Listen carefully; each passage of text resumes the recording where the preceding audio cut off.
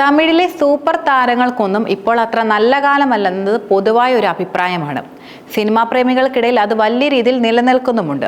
അതിനു പിന്നിലെ പ്രധാന കാരണം അജിത്, സൂര്യ, വിജയ്, രജനീകാന്ത്, വിക്രം തുടങ്ങിയവരെല്ലാം ഫീൽഡ് ഔട്ട് ആകാൻ പോകുന്ന താരങ്ങളെ പോലെയാണ് ശരിക്കും സിനിമകൾ അഭിനയിച്ചുകൊണ്ട് തിയേറ്ററുകളിലേക്ക് എത്തിക്കുന്നതെന്നാണ് ആരാധകർ പ്രധാനമായിട്ടും ചൂണ്ടിക്കാണിക്കുന്നത്.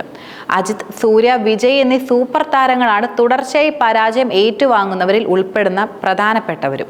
ഇപ്പോൾ അജിത്തിന്റെ ചിത്രമായ ഗുഡ് ബാഡ് അഗ്ലി, സൂര്യ ചിത്രം റെട്രോ, വിജയുടെ ചിത്രമായ ഗോഡ്, വിക്രത്തിന്റെ സിനിമയായിട്ടുള്ള വീരധീര സൂരൻ തുടങ്ങിയ ചിത്രങ്ങളെക്കുറിച്ച് വരുന്ന കമന്റുകളാണ് സോഷ്യൽ മീഡിയയിലടക്കം സംസാര വിഷയമാകുന്നത്. കഴിഞ്ഞ ദിവസമായിരുന്നു ഗുഡ് ബാഡ് അഗ്ലിയും വീരധീര സൂരയും OTTയിൽ വന്നിരുന്നത്. പൂഫ് പടത്തേക്കാൾ നിലവാരം കുറഞ്ഞ രീതിയിലാണ് ശരിക്കും ഗുഡ് ബാഡ് അഗ്ലി എന്ന ചിത്രം ഉള്ളതും. ഈ താരങ്ങളാണ് ഒരു കാലത്ത് അഭിനയത്തിലൂടെ ഞെട്ടിച്ചിരുന്നതെന്ന് വിശ്വസിക്കാൻ കഴിയുന്നില്ലെന്നും ആരാധകർ അഭിപ്രായപ്പെടുന്നുണ്ട്.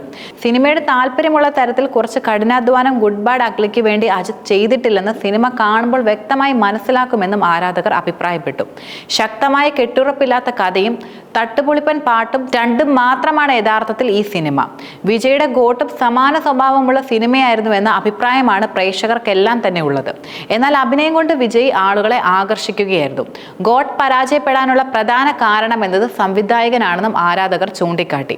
എന്തഭിനയിച്ചാലും എങ്ങനെ അഭിനയിച്ചാലും ഒരു പ്രശ്നവുമില്ല. ആരാധകർ സിനിമ വിജയിപ്പിച്ച് മുടക്കുമുതൽ തിരിച്ചു പിടിക്കാൻ സഹായിക്കുമെന്ന് അജിത്തും വിജയും ശരിക്കും മനസ്സിലാക്കിയിട്ടുണ്ട്.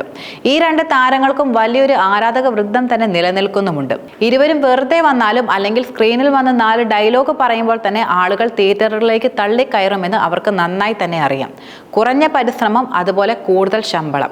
അതിനാൽ ഇതൊന്നും ആരും വേണ്ടെന്ന് വെക്കുകയുമില്ല. ലളിതമായ ജോലിക്ക് കൂടുതൽ പ്രതിഫലം ലഭിക്കുകയാണെങ്കിൽ സൂപ്പർ സ്റ്റാറുകൾ എന്നല്ല, ആരായാലും മോശം തിരക്കഥയ്ക്ക് വെച്ച് കൊടുക്കുമെന്നാണ് പ്രേക്ഷകരെല്ലാം അഭിപ്രായപ്പെടുന്നത്.